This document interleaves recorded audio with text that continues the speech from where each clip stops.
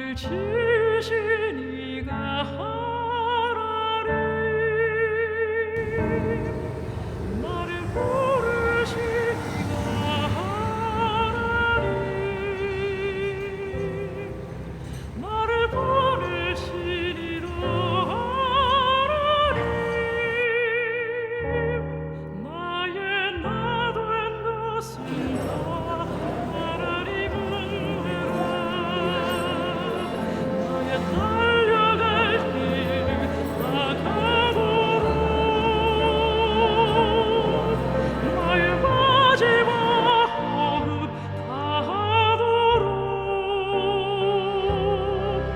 나로 내 십자가 함께 하시리 나의 나 된 것은 다 하나님은 해라. 안녕하십니까. 저는 UBF 소속 조혜사 선교사인데 저는 한국에서 15년 동안 캠퍼스 미니스트리 서강대학교, 서울행 서강대학교를 선교했고 10년 전 미국에 공부를 위해서 왔고 켄터키 있는 에즈웰 세미나리에서 성서학 전공을 했습니다. 저는 미국 선교 경험 면에 상당히 일천한데 오늘 귀한 시간을 주셔서 부족하지만 좀 성서학적 입장에서 오늘 발제하신 김경식 목사님 디아스포라 사명자들 몇 가지 제안을 하고 같이 기도하는 시간이 됐으면 좋겠습니다. 발제해 주신 디아스포라 사명제에 대한 하나님의 소망이 구속사적인 면에서 얼마나 큰 의미가 있는지 큰 깨달음을 얻게 됐습니다. 더 나아가 21세기 4천여 개의 미주 한인 디아스포라 교회를 통해서 모든 민족에게 복음을 전파하고자 하시는 하나님의 구속의 신경륜을 배우게 됩니다. 우리 김 목사님께서 지적하신 대로 21세기는 여러 가지 면에서 종말론적 현상이 난무하고 있습니다. 선교의 마지막 시대로 치닫고 있다는 것은 확실한 것 같습니다. 최근 미국 대법원의 동성애 결혼의 합헌 결정, 영적인 면에서 이것은 아마 루비콘 강을 건너는 상징적 사건이라고 할 수 있겠습니다. 청교도 신앙과 성경의 기초를 두고 건국된 미국에 앞서서 반성경적인 방향으로 치닫고 있는 것은 전 세계에 끼치는 영향력이 실로 막대하다고 볼 수 있습니다. 어제 저희가 미국을 위해서 기도하고 영상을 보면서 미국의 영적인 현실이 상당히 피부에 많이 와 닿았고 또 기도를 많이 하게 되었습니다. 이러한 중요한 시기에 우리 4천년 미주 한인 디아스포라 교회를 하나님께서 예비하시고 이제는 1세대의 개척 정신 그리고 신앙의 유산 위에 이제는 2세대와 3세대의 자녀들을 통해서 세계적인 역사를 완성하고자 하시는 하나님의 경륜 섭리가 있다고 믿습니다. 일본 사람들은 알래스카에 냉장고를 판다고 합니다. 그러나 한국 백성은 어디 가든지 교회를 세우고 하나님의 복음 장사를 한다는 것은 우리 민족을 향하신 하나님의 크신 사랑과 은혜라고 믿습니다. 발제하신 대로 4천 미주 한인 디아스포라 교회가 가지고 있는 잠재력과 힘의 원천은 발제자의 표현대로 이 시대에 남겨놓으신 하나님의 비밀 경계인 2세대 지도자들의 힘이 없는 것 같습니다. 이러한 점에서 1세대 신앙의 선진들과 신앙 선진들의 이제는 2세대 가운데 미국 전 세계를 살리는 미래 지도자들을 양성하고 지원하는 것이 미주 한인교회 디아스포라 교회가 안고 있는 시대적인 사명이 아닌가 생각이 듭니다. 우리가 400m 육상 계주 경기에서 가장 중요한 순간이 어디라고 생각하십니까? 선두 주자와 후속 주자의 바톤 터치가 얼마나 효과적이고 정확한 시기에 이루어지느냐가 가장 중요한 것입니다. 이번 올림픽에서 일본이 정확하게 바톤 터치 연구를 해서 아시아의 가능성을 보인 것을 보면 바톤 터치가 상당히 중요한 것은 사실입니다. 월스트리트 저널 전면에 올 초 신문에 유럽 교회 공동화 현상의 심각성과 무슬림 국가들의 난민을 통한 역디아스포라 현상을 보이면서 머지않아 유럽 교회가 한패될 것이다 그런 기사가 난 적이 있었습니다. 이러한 거대한 파도가 이제는 머지않아서 미국 교회를 덮칠 것이라는 경고를 한 적이 있습니다. 실제로 ATS 통계에 따르면 10년 사이에 미국 정규신학교의 정원이 현저히 감소되고 있습니다. 이 파워포인트에 보시면 현재 ATS에서 선정한 20대 미국 보험적인 세미나리가 나오는데 대부분 이 대학들의 학생들이 줄고 있다는 것이 전체적인 통계의 현황입니다. 특히 한인 2세 신학교 학생들의 급감 현상은 시사해주는 점이 많이 있다고 생각합니다. 발제자께서 지적하신 대로 한인 이민자의 급감이 굉장히 심각합니다. 1세대 교회 고령화 현상, 앞으로 미주 한인 디아스포라 교회 결과와 그 심각성은 매우 시사점이 있다고 봅니다. 이제는 미주 한인 4천년 디아스포라 교회가 이러한 시대적인 도전을 갖고 또 함께 선교적인 패러다임 시프트를 이어나갈 시기로 볼 수가 있겠습니다. 우리는 모두 2세대 자녀들이 가지고 있는 그들의 가능성과 능력을 잘 알고 있습니다. 그들은 저는 영어를 중학교 때부터 공부했지만 아직도 가장 많은 분들이 헬라어도 어렵고 히브리어도 많이 따르지만 제가 생각하는 영어가 가장 어려운 것 같습니다. 그래서 이 세대들에게는 이러한 문제가 없고 문화적인 면에서도 그런 전혀 문제가 없습니다. 이런 점에서 차세대 영적 지도자를 키워야 된다는 면에서는 그 당위성에 대해서는 우리는 모두 공감하고 있습니다. 문제는 한인 디아스포라 교회가 어떤 순교적인 전략을 가지고 효과적인 대안을 가지고 이 자녀들을 키우고 훈련하고 또 그들에게 어떠한 비전을 제시해 줄 것인가 하는 장기적인 계획과 투자가 필요한 것이 현실이고, 그래서 많은 분들은 이러한 사람을 키우는 것을 하나의 종합예술이라고까지 얘기를 하고 있습니다. 이러한 점에서 우리는 몇 가지 제가 고민하고 몇 가지 대안은 제시는 합의하고자 합니다. 첫째, 2세대 자녀들의 성경적인 또 선교적 정체성 확립이 우선돼야 할 것입니다. 디아스포라의 성경적 개념은 헬라어의 디아와 스페이로, 즉 흩어진 사람들, 유대 땅을 떠나서 이방에 흩어진 유대 백성들을 지칭합니다. 역사적으로 아수르와 아시리아의 정복과 바벨론 제국의 예루살렘 성전 회파로 무수한 유대인들이 소아시아 지역으로 흩어졌고 망명생활과 포로생활을 했습니다. 그러나 이제 세계 만민을 구원하시는 하나님의 그 백성의 흩으심의 원리를 잘 알 수가 있습니다. 우리가 잘 알고 있는 마태복음의 동방 박사들이 유대인의 별, 곧 메시아를 찾아온 것은 소아시아에 흩어졌던 디아스포라를 통해서 유대인의 하나님을 알게 되는 것입니다. 디아스포라의 유대인 유배 생활의 분할을 통해서 하나님께서 세계 만민에게 복음을 전하고자 하시는 하나님의 흩어짐의 원리가 이곳에 분명히 나타나 있습니다. 우리는 디아스포라 대표적인 인물이 많이 있지만 가장 대표적인 인물을 뽑을 수 있다면 아마 다니엘을 뽑을 수 있을 것 같습니다. 그가 거대한 바벨론 제국에서 그 미친 영향력이 과연 어디서 온 것일까? 우리가 성경을 자세히 살펴보면 그는 분명한 하나님의 백성으로서의 정체성과 부르심이 있었다는 것입니다.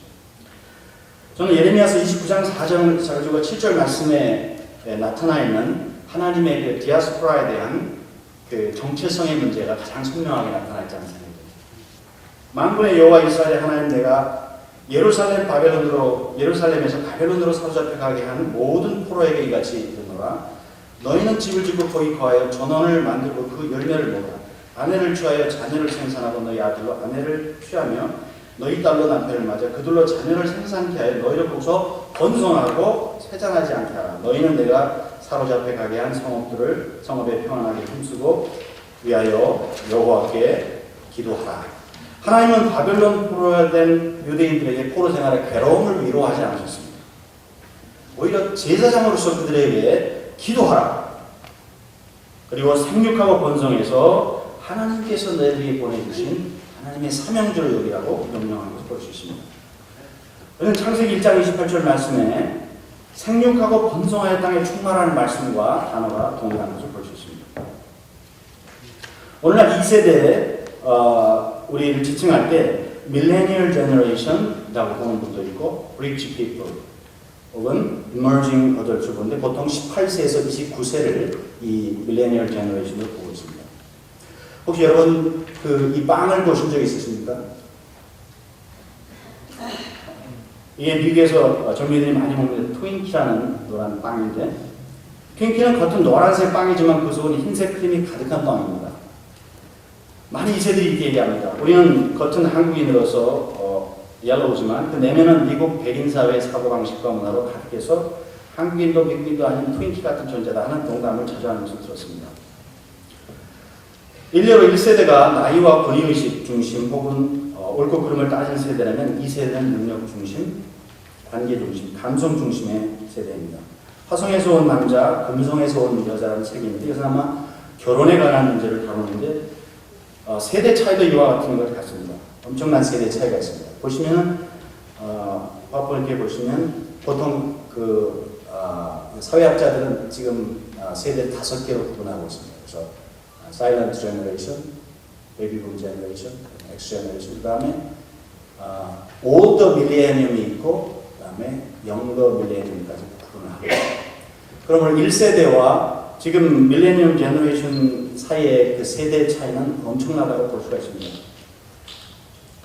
그러면 이들에게 1세대가 가진 가치관과 신앙의 자세를 강요하고 이렇게 하면 알레르기 반응을 보입니다. 그러나 모든 세대의 한 가지 공통점은 하나님의 말씀이 진리라는 사실을 인정한다는 것입니다. 이들에게 하나님의 말씀과 그 명령의 절대성을 가르치고 자신들의 정체성과 사명을 하나님의 말씀에서 발견하도록 도와줘야 할 것입니다. 성경은 바벨론에 포로된 그 백성들에게 하나님의 백성으로 그 땅을 위해서 제사장으로서 기도하고 생육하고 번성하여 사명의 땅으로 영접하라고 덮고 있습니다. 이것이 우리가 이 세대들에게 가르쳐야 할 정체성의 핵심이라고 생각이 됩니다. 둘째로 이 세대들을 통한 멀티 에스닉 철치로서의 과감한 전환을 제언하고 싶습니다. 신학적 의미에서 디아스포라 철치의 전형은 다민족 공동체 그리스도 중심의 교회입니다. 흩어진 신자들이 헬라인들에게 말씀을 전할 때 안디옥 교회가 탄생했고 사도 베드로가 소아시아의 교회를 향해서 하나님의 택하심을 입은 흩어진 나그네로 칭한 교회 또한 유대인과 헬라인의 연합체 교회였습니다. 에베소에서 나타난 교회의 비밀 또한 그리스도 안에서 유대인과 이방인의 하나됨의 신령한 연합을 교회에 두신 하나님의 깊은 경륜이라 했습니다. 초대교회가 주데이즘의 국수적인 요소를 극복했을 때 하나님의 교회는 모든 민족을 수용할 수 있는 강력한 기독교 공동체로 성장할 수 있었습니다. 이것은 제가 간단하게 사도행전 전체를 구분을 한 것이 3개로 나누어져 있습니다. 참고해보시면 1장부터 10장까지 to diaspora, 즉 유대인에게만 국한된 선교, 그 다음에 8장부터 12장까지가 through diaspora, 아마 2세대를 통해서 이 민족에게 복음을 전하는, 그리고 그 이후 사도 바울을 통해서 beyond diaspora. 우리는 이 성경적인 흐름을 통해서 볼 때 우리 한국 한인 디아스포라 교회의 위치가 아마 지금 중간에 와 있지 않는가. 그래서 이제는 to diaspora가 아니라 2세대를 통해서 through diaspora, 그들을 통해서 이방 민족에게 또 다민족 공동체를 영접하고 이제는 하나의 한인 커뮤니티의 범주를 넘어서 이제는 다민족 공동체에서 만민을 품을 수 있는 그러한 성장의 단계에 있지 않을까 생각이 되고 이것이 아마 성서적인 합당한 방향이라고 생각합니다. 예수님께서 사도 바울을 이방의 사도로 쓸 수 있었던 것은 그가 로마 시민권자였고 헬라 문화 사상 언어에 능통한 준비된 종이었기 때문이었습니다. 한인 디아스포라 교회의 2세들은 미국 시민권자고 복음신앙으로 그들이 무장만 된다면 제2, 제3의 사도 바울과 같은 영적인 지도자가 확신합니다. 한국적인 문화와 색차, 전통, 공동체만을 도입할 때 밀려오는 세계 만민을 영접할 수 있는 디아스포라 교회로서의 역량을 상실할 것입니다. 한국교회가 알게 모르게 코리아니즘이라는 요소를 극복하는 것이 아마 성서적이라고 생각이 되고 우리 이제는 through diaspora, 2세대를 통한 만민 공동체의 영접이 중요하다고 생각합니다. 셋째, 미국 대학들이 가지고 있는 무한한 숭배장을 가능성에 대해서 함께 나눠보고 싶습니다. 현재 미국에는 다음 파워포인트 보시면 현재 미국에는 4,140개의 대학이 있습니다. 그 중에 4년제가 약 2,500, 그 다음에 2년제가 1,600 정도로 되어 있습니다. 대학은 아주 독특한 공동체인 것 같습니다. 대학은 4년마다 완전히 새로운 학생들로 교체되는 마르지 않는 선교 수원입니다. 이것은 한국 이민의 드랍이나 그런 것 전혀 상관이 없이 4년이면 모든 그 인원이 싹 바뀌게 됩니다. 그런 점에서 마르지 않는 수원이라고 그 표현이 한번 것 같습니다.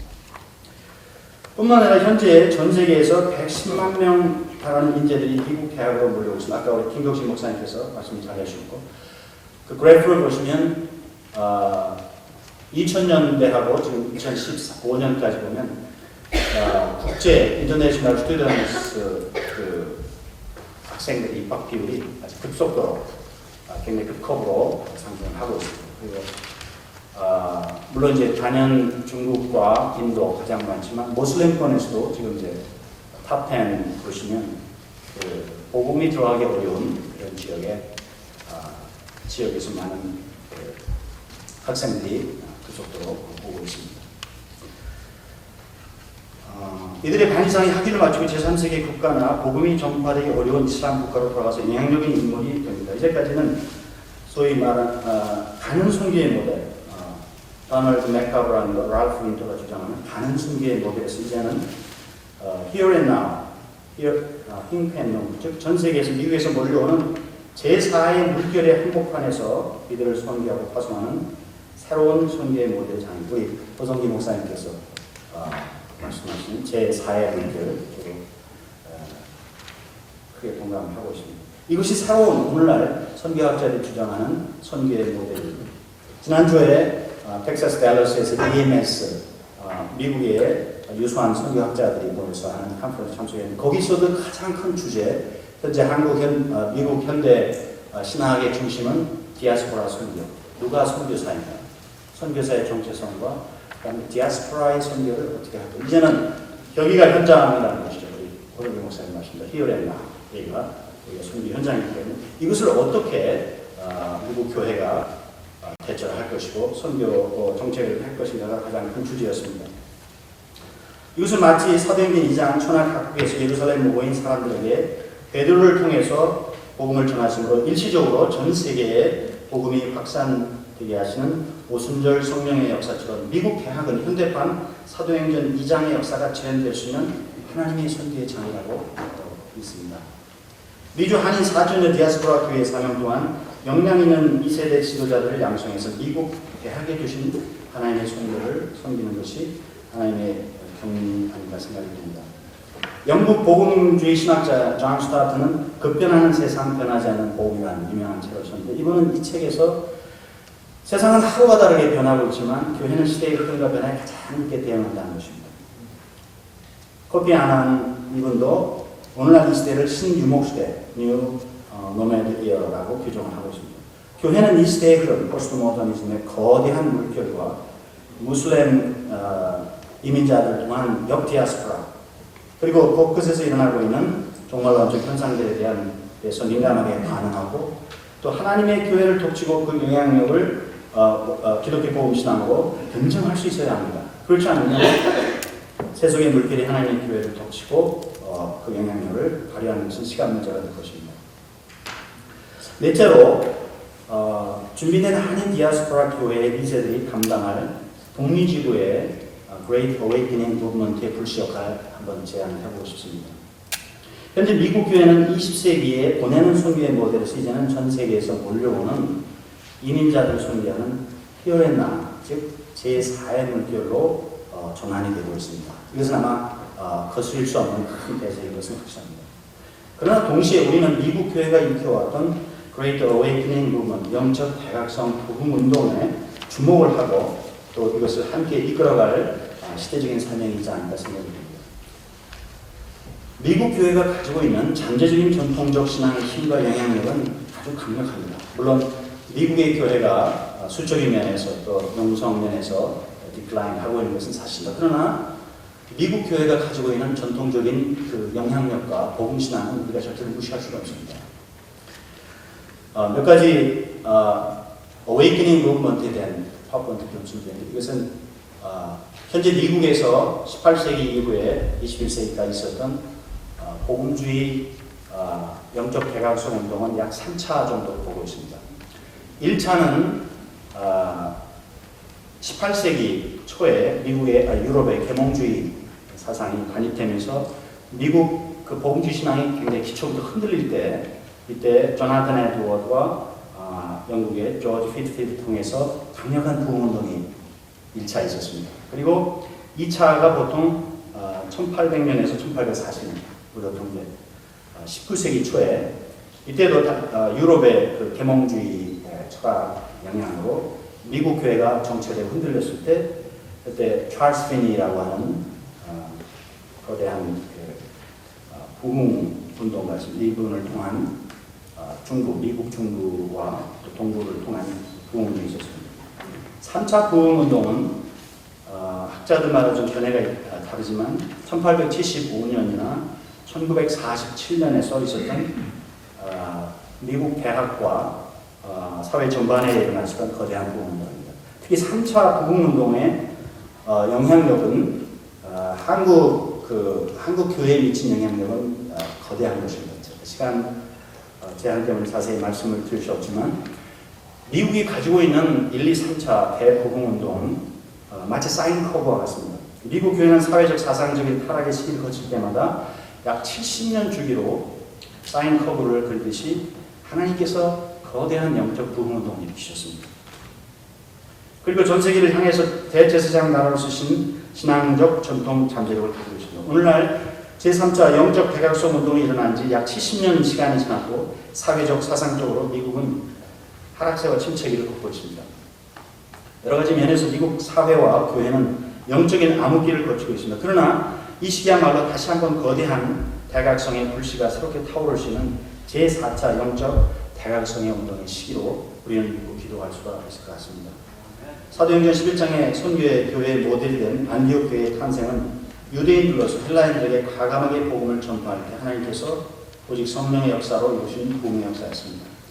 이제 변하지 않는 복음과 신학으로 준비된 한인 디아스포라 2세들을 세우고 그들을 훈련하고 그들을 준비시켜서 미국 대학 선교에 도전하고 또 미국 주류 사회와 미국 교회에 다시 한번 대각성의 운동이 일어날 수 있도록 기도하고 도전을 하는 것이 우리의 하나의 시대적인 삶이 아닌가 생각이 듭니다.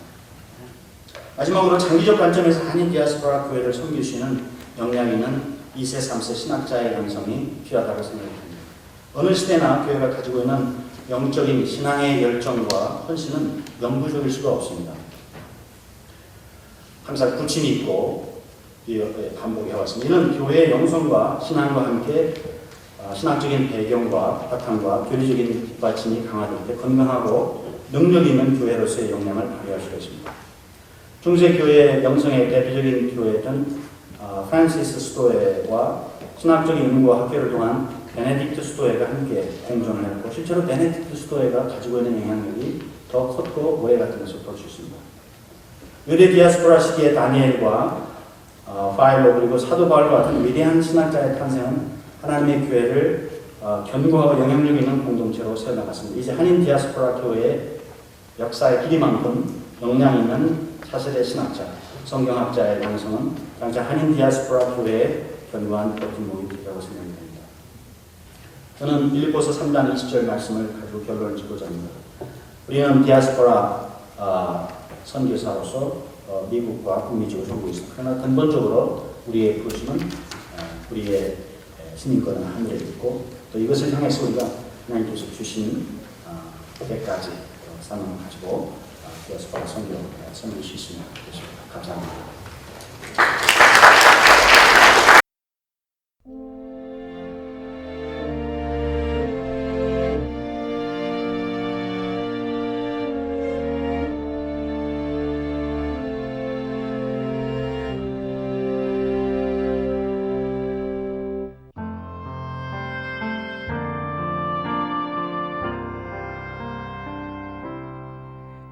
나를 지으신 이가